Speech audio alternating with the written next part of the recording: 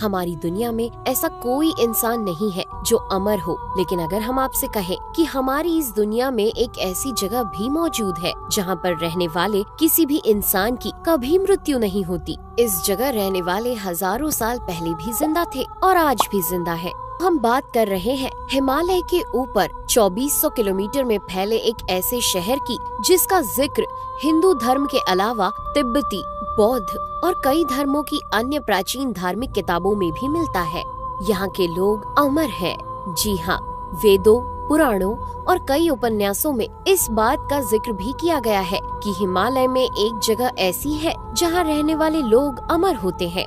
हिमालय के ऊपर बसे इस शहर को लोग ज्ञानगंज, सांभाल या सिद्धाश्रम के नाम से भी जानते हैं और इस रहस्यमयी शहर में रहने वाले निवासियों की उम्र नहीं बढ़ती है और मान्यताओं के अनुसार समय समय पर इस दुनिया से लोग इंसानी दुनिया में भी आते हैं। कलयुग के अवतार भगवान कल्कि देव के भविष्यवाणी में भी इस शहर का जिक्र किया गया है।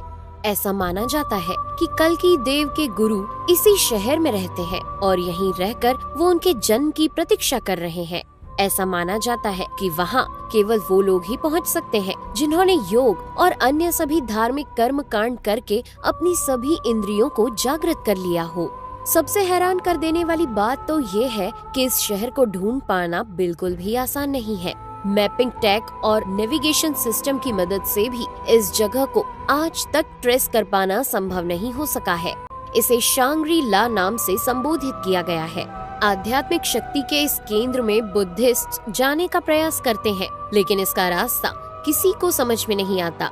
ज्ञानगंज में योगियों के अमर रहने की बात पर विज्ञान तर्क देते हुए ये कहता है कि एक निश्चित आयु के बाद जीव की मौत हो ही जाती है। अगर बॉडी में लगातार नए सेल्स बनते रहे और किसी तरह से ऑर्गन्स को लंबे समय तक स्वस्थ रख सके तो इंसान भी 1000 साल से ज्यादा जिंदा रह सकता है।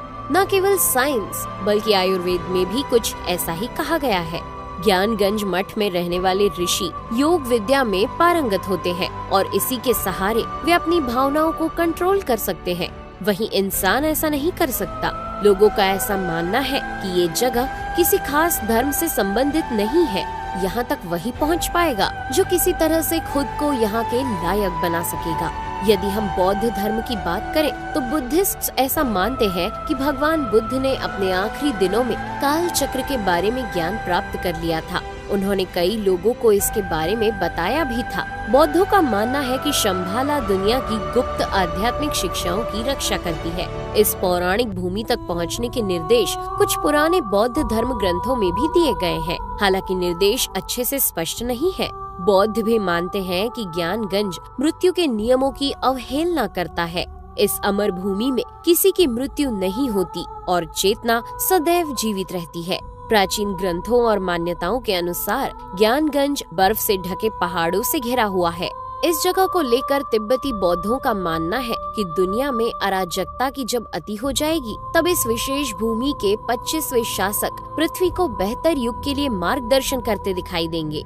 इस शहर के बारे में कई लोग तो ये भी मानते हैं कि इस घाटी का संबंध सीधे दूसरे लोक से है। कुछ लोगों का ये भी कहना है कि चीन की सेना ने कई बार इस जगह को तलाशने की कोशिश भी की है, लेकिन वो नाकाम रहे। इस सिद्धाश्रम या मठ का जिक्र महाभारत, वाल्मीकि रामायण और वेदों में भी है। आधुनिक समय में ज्ञानगंज तिब्बत में कैलाश पर्वत और मानसरोवर झील के निकट स्थित है। धार्मिक मान्यता के अनुसार इस जगह पर एक आश्रम है। कहा जाता है कि इस जगह सैकड़ों ऋषिगण हजारों वर्षों से ध्यान करते हुए देखे जा सकते हैं। शांग्रीला एक तिब्बती शब्द है जो कि शेंग माउंटेन पास से मिलता जुलता है, इसलिए ऐसा लगता है कि ये जगह कुनलुन शेंग माउंटेन की घाटियों में कहीं स्थित है। कैलाश मानसरोवर की जड़ में ही शांग्रीला घाटी यानी ज्ञानगंज की अनुमानित स्थिति मानी जाती है, लेकिन चौथे आयाम में होने की वजह से ये आम लोगों की निगाहों से परे माना जाता है। प्रसिद्ध अंग्रेजी लेखक जेम्स हिल्टन की लिखी किताब Lost Horizon the Legend of Shangrila इसी रहस्यमयी शहर ज्ञानगंज मठ पर आधारित है। ज्ञानगंज मठ 2400 किलोमीटर में फैली एक ऐसी घाटी है जिसका तिब्बत और अरुणाचल के बीच होने का दावा किया गया है, पर आज तक यहाँ कोई भी पहुँचने का रास्ता या तरीका नहीं खोज सका। अगर हिंदू वेद पुराणों की बात करें तो हिमालय के रहस्यमयी शहर का जिक्र रामायण में भी मिलता है, परंतु उससे भी पहले यानी सतयुग में भी इस जगह का जिक्र एक बार मिलता है।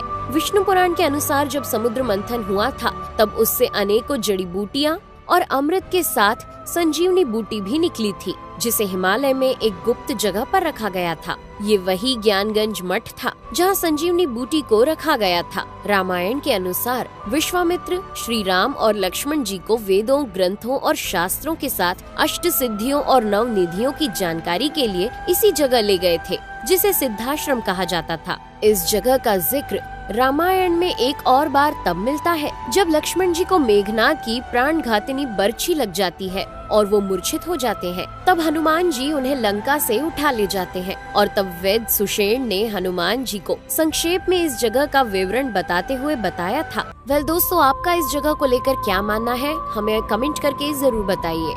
उम्मीद है आज के इस वीडियो से आपको कुछ नई जानकारी जरूर मिली होगी। वीडियो पसंद आया हो तो लाइक करें और हमारे चैनल को सब्सक्राइब करें।